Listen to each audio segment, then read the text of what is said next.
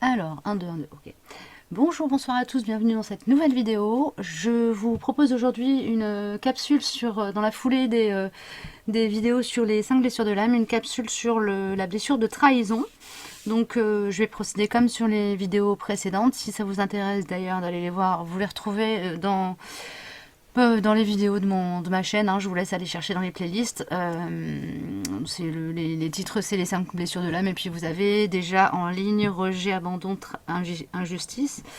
Et là, voilà, ça fait quelques jours qu'on me pousse aux fesses pour vous faire cette capsule sur la blessure de trahison. Alors j'ai fait un pré-tirage pour les 3 guidances qui vont suivre. Pour les guidances, donc ce seront des guidances au choix que vous pouvez regarder. C'est-à-dire vous pouvez en regarder juste une et puis voilà, et puis vous pouvez éventuellement regarder une et puis revenir dans quelques mois, être appelé à suivre une autre pour voir comment vous avez évolué par rapport à la blessure de trahison. Il n'y a pas vraiment de règle là-dessus, vous faites comme vous le sentez. Voilà, par rapport à la blessure de trahison, là je vais juste vous décrire les grandes caractéristiques basées sur le tableau des caractéristiques des 5 blessures édité et écrit par Lise Bourbeau. La blessure de trahison, au niveau de l'éveil de la blessure, cet éveil de blessure se fait entre 2 et 4 ans avec le parent du sexe opposé. La confiance est brisée, des attentes ne sont pas, on ne répond pas à certaines attentes dans la connexion amour. Dans le lien il y a une notion aussi de manipulation. Voilà, c'est comme ça que s'active la blessure. J'espère que c'est clair. C'est quand même, ça me paraît un peu flou dans la formulation. En gros, la blessure de trahison, elle s'active avec le parent du sexe opposé quand un besoin n'est pas comblé. Un besoin relatif à la confiance qu'on accorde à son parent, une promesse non tenue, un besoin non comblé alors que la parole avait été engagée dans la direction de dire ça va être comblé. Quand il y a une notion, voilà, une impression d'avoir été manipulé, ou quand il y a eu tout simplement de la manipulation, c'est là que s'active cette blessure. Ça peut se jouer sur les champs de la conscience ou de l'inconscient. Entre 2 et 4 ans, on n'a pas forcément conscience de ce qui se joue. Voilà. Au niveau des caractéristiques, donc du coup le masque de la personne qui souffre de la blessure de trahison, c'est le masque du contrôlant. Donc c'est quelqu'un qui veut toujours, qui veut toujours avoir la main sur une situation, qui a besoin de se sentir maître des choses, qui a besoin d'être au volant, d'être le décisionnaire, d'avoir l'impression qu'il contrôle tout simplement la situation. C'est évidemment qu'une impression. Donc voilà, bon, je ne vais pas développer plus, après on verra au niveau des guidances, c'est ce qui se dit. Au niveau physique, la personne qui souffre de la blessure de trahison, chez l'homme a des épaules plus larges que les hanches, chez la femme des hanches plus larges et plus fortes que les épaules, et a tendance à se tenir avec une poitrine bombée ou un ventre bombé. Donc il y a un côté un peu conquérant, physiologiquement, il y a une forme d'exhibition de la force et du pouvoir. Donc on se fait plus grand et plus imposant que ce qu'on est. Au niveau des yeux, le regard est intense et séducteur. Ce sont des yeux qui voient tout rapidement. Il y a une notion quand même d'être aussi quelqu'un de très observateur quand on est dans cette blessure de trahison. Ça va en cohérence avec la notion d'être contrôlant. C'est-à-dire que si on observe bien les situations, on peut les analyser et garder le contrôle. Entre guillemets, ça reste toujours illusoire. Au niveau du vocabulaire, les mots qui reviennent souvent chez les personnes qui souffrent de cette blessure de trahison sont dissocier, as-tu compris, je suis capable, laisse-moi faire seul, je le savais, fais-moi confiance, je ne lui fais pas confiance. Donc il y a une notion quand même, l'axe autour de la confiance est important dans le vocabulaire de la personne qui souffre de la blessure de trahison. Ou quand vous sentez dans votre vocabulaire que cette phrase, je te fais confiance, fais-moi confiance, j'ai pas confiance, etc. Quand ces mots reviennent dans votre vocabulaire, vous pouvez vous dire que peut-être vous êtes en train de traiter la blessure de trahison par l'intermédiaire de la situation dans laquelle vous êtes et de laquelle vous êtes en train de parler, etc. Voilà, ça intéresse, ça interroge le vocabulaire qu'on utilise, interroge sur la blessure qui est active en nous au moment où on parle en fait. Hein. Ça, c'est quelque chose qui me paraît intéressant à relever. Au niveau... j'ai qu'une seule feuille. Normalement, il y en a deux. Allez, là, la deuxième feuille est là. La deuxième feuille est là. Alors, excusez-moi, petit lâchage vocal. Alors, du côté de la plus grande peur, la personne qui souffre de la blessure de trahison, la dissociation, la séparation, le reniement. La plus grande peur du contrôlant et la dissociation et le reniement. Il ne voit pas à quel point il crée des situations de conflit ou des problèmes pour ne plus parler à quelqu'un. Bien qu'il s'attire des séparations ou des situations où il renie quelqu'un, il ne voit pas qu'il en a peur. Au contraire, il se fait croire que ces opérations ou ces reniements sont mieux pour lui. Il pense qu'ainsi, il ne se fera plus avoir. Le fait qu'il soit très sociable et qu'il aille facilement vers de nouvelles connaissances l'empêche de voir le nombre de personnes qu'il a mis de côté dans sa vie. Ceux qui l'entourent s'en rendent compte plus facilement. Ses yeux aussi le trahissent. Ils deviennent durs et peuvent même faire peur au point d'éloigner les autres lorsqu'il est en colère. Au niveau de l'alimentation, c'est quelqu'un qui a bon appétit, qui mange rapidement, qui a tendance à ajouter du sel et des épices, peut se contrôler lorsqu'il est occupé et perdre le contrôle par la suite. Ok, bon. Les maladies possibles, maladies de contrôle ou de perte de contrôle, donc agoraphobie, spasmophilie, tout ce qui touche aux problèmes du système digestif, donc des transits, etc. Et les maladies finissant par it, donc tout ce qui est maladie inflammatoire, et ainsi que l'herpès buccal. Bon, ça, je suis pas, je serais curieuse de voir sur quelles données elle se base pour donner ça. Là où je donne pas mal de crédit, par contre, c'est vraiment sur tout ce qui est profil de la peur. Et le caractère du contrôlant, pardon. Il se croit responsable et fort, cherche à être spécial et important, ne tient pas ses engagements et ses promesses ou se force à les tenir, ment facilement, est manipulateur, séducteur, a beaucoup d'attentes et d'humeur inégale, convaincu d'avoir raison et essaye de convaincre l'autre. Il est intolérant. Alors évidemment, c'est des traits de caractère exacerbés quand on est dans une blessure de trahison majeure. Hein. C'est-à-dire que ça ne se manifeste pas forcément comme ça chez tout le monde, même si, à mon sens, la blessure de trahison, on l'a tous. Hein. Donc, la personne qui est contrôlante comprend et agit rapidement, est performant pour être remarqué, comédien, se confie difficilement et ne montre pas sa vulnérabilité. Il est sceptique et a peur du désengagement.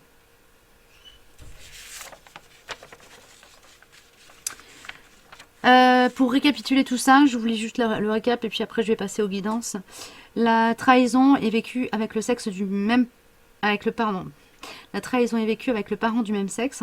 Le contrôlant se sent donc facilement trahi par les personnes du sexe opposé.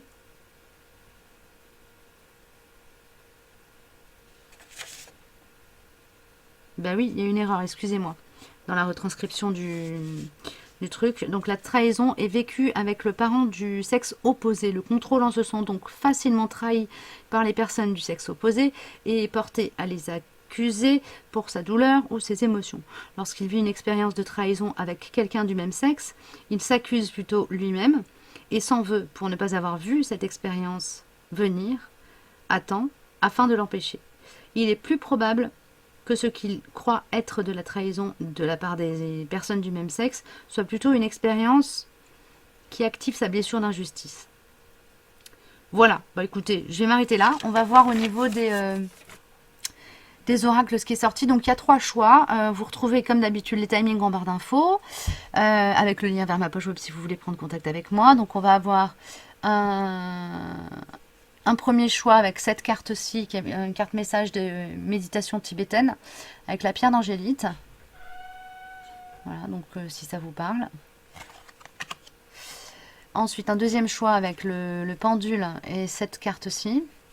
Hop, cela. Évidemment, j'ai mon écran qui vire au noir, donc je ne vois plus rien. Voilà. Si ça vous parle.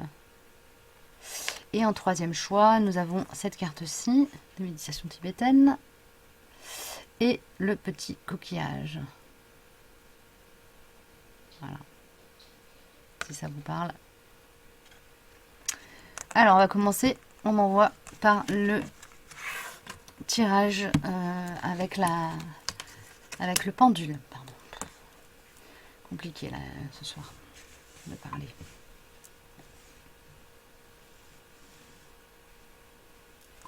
Hop là. Alors pour l'ensemble des tirages, on a eu l'oracle des miroirs, les méditations tibétaines et puis un nouveau jeu que je viens dans lequel je viens d'investir, qui est l'oracle, le tarot primitif, que j'aime beaucoup, et l'oracle des miroirs. Alors, au niveau de la méditation tibétaine, qu'est-ce que ça nous dit sur cette blessure de trahison? Mais s'il n'y a pas d'autre monde, aucun fruit, ni mûrissement d'action, alors, ici, maintenant, dans cette vie, je serai libre de toute hostilité, de toute affliction et de toute anxiété, et je vivrai heureux. Ce sont des paroles du Bouddha. Ok. Ça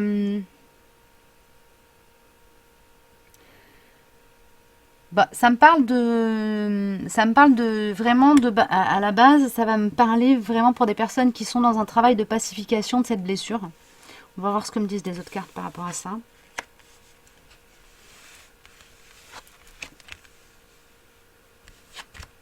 Il y a une notion d'avoir fait face à ces démons déjà, d'avoir fait beaucoup de, pardon, de nettoyage sur d'autres blessures, d'être sur un travail vraiment de purification, d'épuration, de tempérance des énergies du chakra racine. Cette blessure de trahison, elle a trait à vraiment quelque chose qui est en lien avec la confiance dans la confiance dans la matière pour subvenir à vos besoins.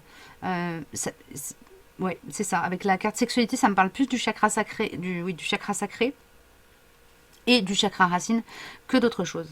Ok. Il y a une notion ici de s'élever, de grandir. Et ici, de s'ancrer plus profondément à ses potentialités de manifestation. Ok. Il y a une notion de quitter l'espace d'anxiété avec et que ça fait rappel avec le chakra racine, c'est-à-dire que il y a une notion d'être dans une phase de pacification des énergies, de tranquillisation entre guillemets. C'est-à-dire que cette blessure de trahison, elle est déjà traitée en grosse partie, ou alors vous n'êtes pas très très fortement impacté dans votre vie par cette blessure-là.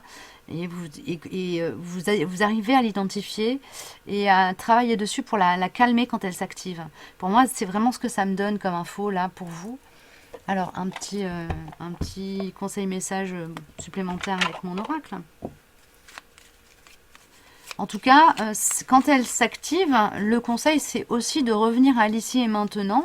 Je vous recommande d'aller consulter la chaîne de Ginette Forger où il y a plein de vidéos sur ça, sur la présence à l'instant et la présence à soi dans l'instant. Pour vous, ça peut être vraiment une ressource pour travailler autour de cette blessure de trahison. Merci. Il est possible aussi que cette blessure de trahison chez vous, elle soit réactivée dans vos relations amoureuses.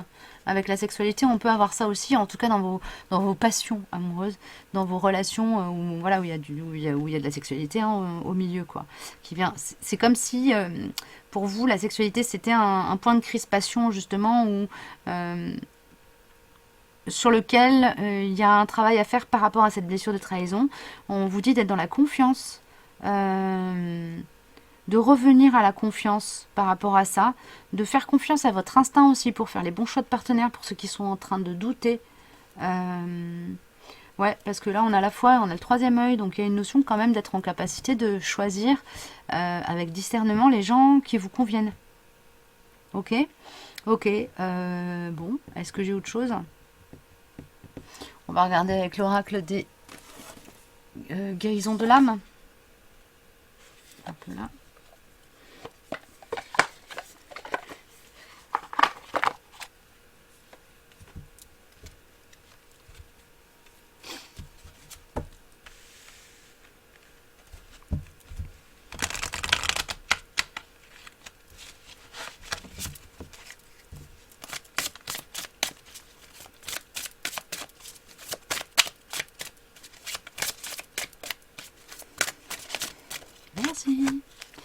Ok. On a l'état sauvage. Alors, avec la sexualité, avec cette carte-ci qui est le 8 de je ne sais quoi dans le... Faudrait que je regarde. Je viens de la voir, le truc, et comme je fais des lectures intuitives, je regarde pas forcément les livrets. Du coup, là, je sais même pas comment appeler cette carte. Donc, avec cette magnifique carte du tarot primitif, le créateur de l'oracle, s'il tombe sur cette vidéo, il va être scandalisé. Bref, avec l'état sauvage, on a ce rappel comme ça. Je retrouve mon instinct naturel. Il y a une notion vraiment de faire confiance à votre instinct, qui est un instinct de survie en fait. À laisser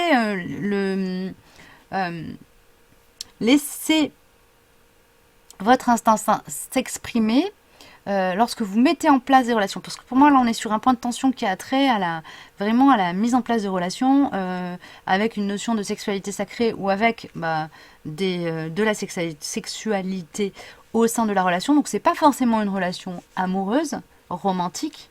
Ça peut être une relation simplement où vous venez travailler ce rapport à votre corps, au corps de l'autre, à la confiance, comment vous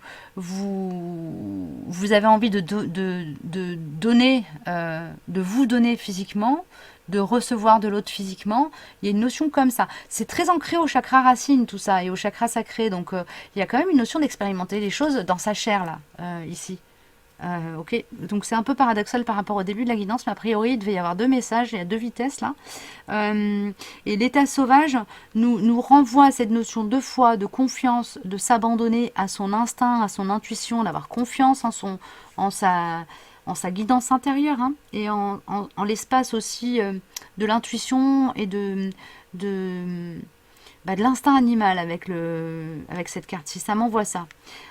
Ok, bon. L'état sauvage, je retrouve mon instinct naturel. Donc il y a une notion de se faire confiance, de laisser l'instinct s'exprimer aussi pour vous. Ça ne veut pas dire de laisser la bête sauvage s'exprimer. L'instinct, c'est plus, là je le sens plus dans le registre de l'intuition, et puis ouais, de l'intuition, de bien se mettre à l'écoute de ce que, au fond de soi, notre instinct de survie, donc notre intuition, ce qui nous guide vers le salut de notre être incarné, a à nous dire, et comme pas être dirigé aveuglément, il y a de la conscience à poser là-dessus aussi quand même, mais il y a de la conscience à poser aussi sur le fait de laisser cette partie de soi s'exprimer pour faire face, pour composer avec cette blessure de trahison. Voilà, j'ai fini. On va passer à la guidance suivante. Je vous dis à bientôt si vous quittez la vidéo ici. Prenez bien soin de vous. J'espère que ça vous aura aidé, aiguillé d'une manière ou d'une autre. Hop là. Alors, on passe à la guidance pour les personnes qui ont choisi la petite pierre d'angélite et cette carte-ci. Alors, nous sommes avec Shantideva. Je ne connais pas. Hein. C'est voilà, c'est des personnages du bouddhisme tibétain. Voilà. Donc, comme lorsque je fais l'expérience d'un rêve, toutes les choses que j'apprécie deviendront un souvenir. Tout ce qui est passé ne sera plus jamais vu de nouveau. Il y a une notion d'impermanence des choses. Quelque part là, c'est comme si on vous mettait du baume au cœur sur cette blessure de trahison et qu'on vous rassurait sur le fait que ce qui s'est produit une fois ne se reproduira pas deux fois de la même manière. Ça ne veut pas dire qu'il n'y a pas besoin d'aller porter le regard sur d'éventuels patterns autour de cette blessure de trahison. Hein. Il y a des choses à comprendre quand on a des événements qui reviennent et qui reviennent et qui reviennent, des situations qui reviennent en boucle.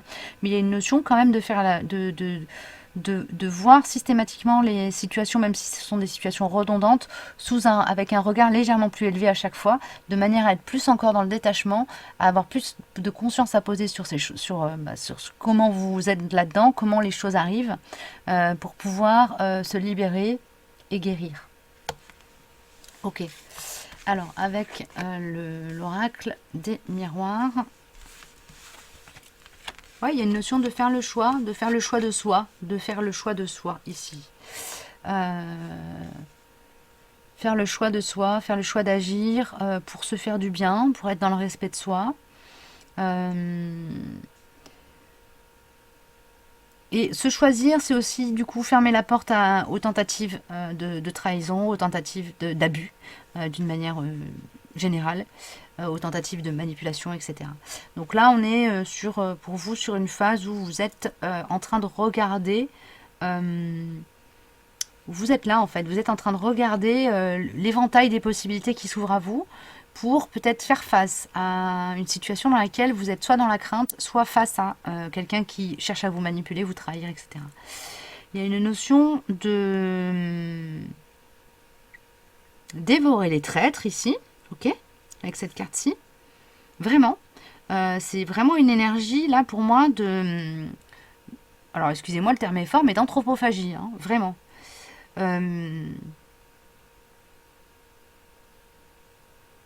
Alors attention à ne pas se tromper de décision et à pas choisir du coup de partir dans un extrême où vous allez être extrêmement violent, virulent face à quelqu'un que vous soupçonnez de vous trahir.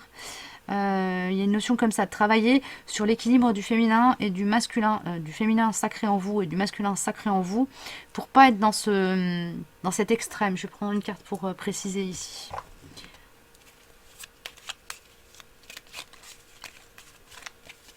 Il y a une notion de s'intoxiquer soi-même avec cette énergie de vengeance ou d'autoprotection ou quelque chose comme ça.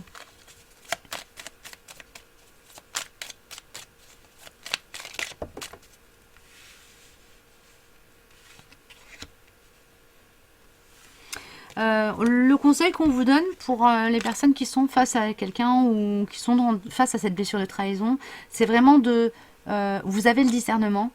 On vous dit, vous avez le discernement, vous savez repérer quand quelqu'un essaye d'abuser. Posez juste vos limites. C'est juste le truc à faire. Donc travaillez, éventuellement, si vous avez un travail à fournir là-dessus, si vous sentez que vous êtes coincé, travaillez sur comment poser vos limites. Sur comment vous imposer, comment vous faire respecter. Déjà, ça commence par se respecter soi, par savoir identifier ses propres limites, pour pouvoir ensuite les exprimer aux autres. Et on n'est pas obligé d'être dans quelque chose de très à l'interne où on s'autodigère, ou au contraire dans quelque chose où on va être dans le je mange mon ennemi pour m'en venger. Il y a une énergie comme ça ici. Donc voilà, on vous recommande, on vous conseille d'essayer d'être vraiment de trouver la voie du milieu en vous pour signifier aux personnes, à la situation d'une manière ou d'une autre que vous avez identifié qu'il y a un enjeu de manipulation, un enjeu de trahison derrière tout ça et que vous n'êtes pas prêt à laisser faire. Parce que c'est porter atteinte à votre intégrité, que ce soit au niveau physique, au niveau matériel, au niveau intellectuel, au niveau de vos valeurs, etc.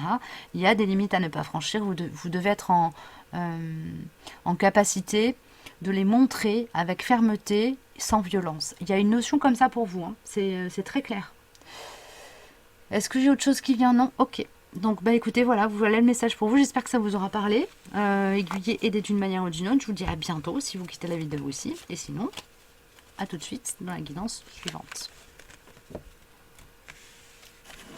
Alors, nous voilà partis pour les personnes qui ont choisi le petit coquillage. Alors, voilà. Le petit coquillage et cette carte-ci des méditations tibétaines. Alors, qu'est-ce qu'on nous dit? Nous sommes avec une prière bouddhiste.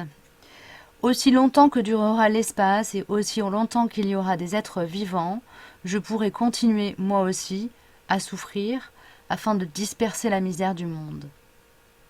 C'est beau. Mais il y a une notion de sacrifice quand même là derrière.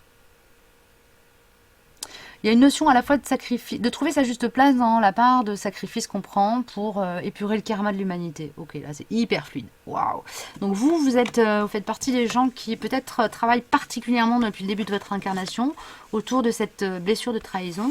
Votre espace yang ou votre rapport aux hommes a été vraiment très secoué, très engagé dans le travail avec cette blessure de trahison.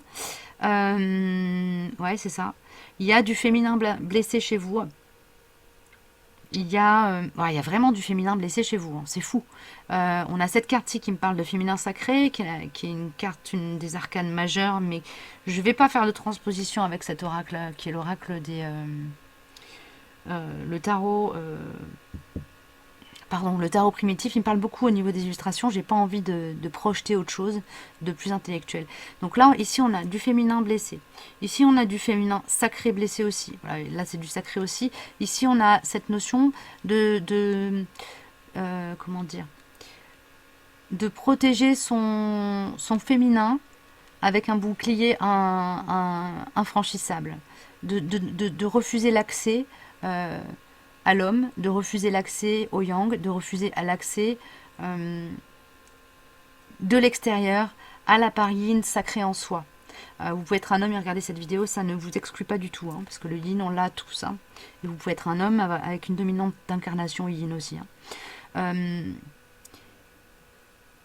Ici, pour moi, il y a un rapport à l'enfant où il y a eu de la trahison.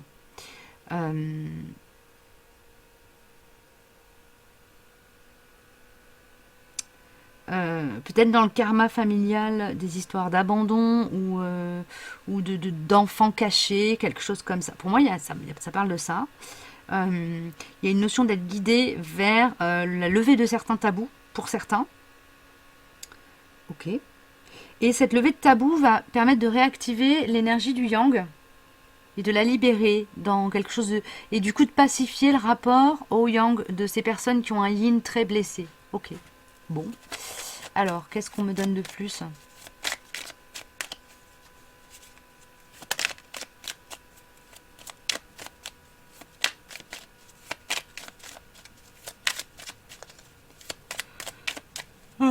Il y a une notion chez vous, pardon.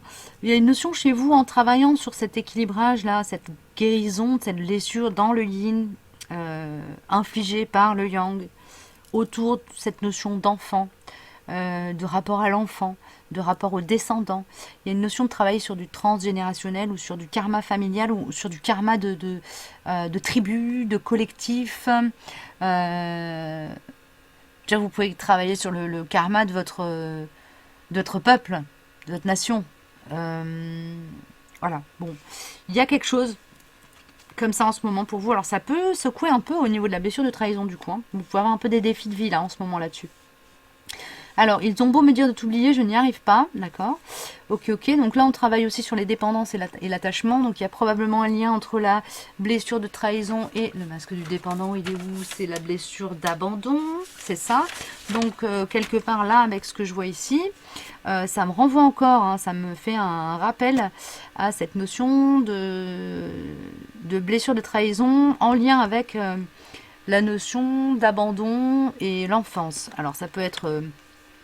votre conjoint qui vous a laissé les gosses sur les bras et qui s'est barré, ça peut être vous qui vous êtes barré et qui avez abandonné vos gamins, ça peut être vos parents qui vous ont abandonné, ou vous êtes dans une famille où il y a un enfant qui est abandonné, qui est venu dans la famille, et il y a un travail comme ça qui se fait de cette blessure de trahison aussi, en miroir avec cette personne. Bref, il y a pour moi le point de tension, l'axe autour duquel tourne cette blessure de trahison chez vous, il est vraiment en lien avec la notion d'abandon et la notion d'enfant. Ok. Est-ce que j'ai autre chose pour les chouchous qui regardent cette vidéo? Oui, un message de l'oracle des mandalas énergie. Un petit message d'amour pour vous-même, je pense. Mais on verra ce que ça va donner.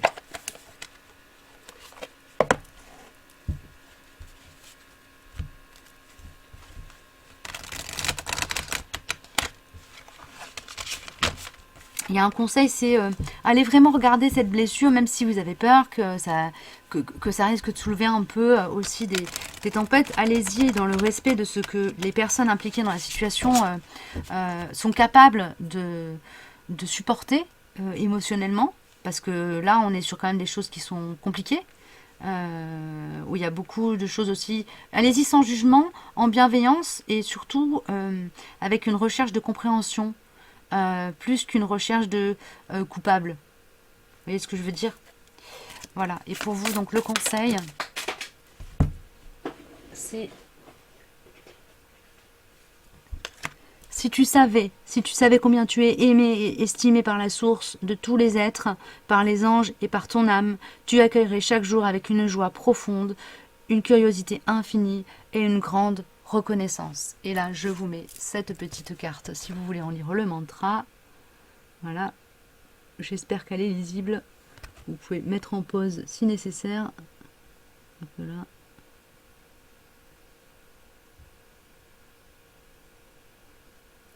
Voilà, les amis, j'espère que ça vous aura parlé, aidé, aiguillé d'une manière ou d'une autre. C'est l'idée, toujours. Prenez uniquement ce qui vous a résonné.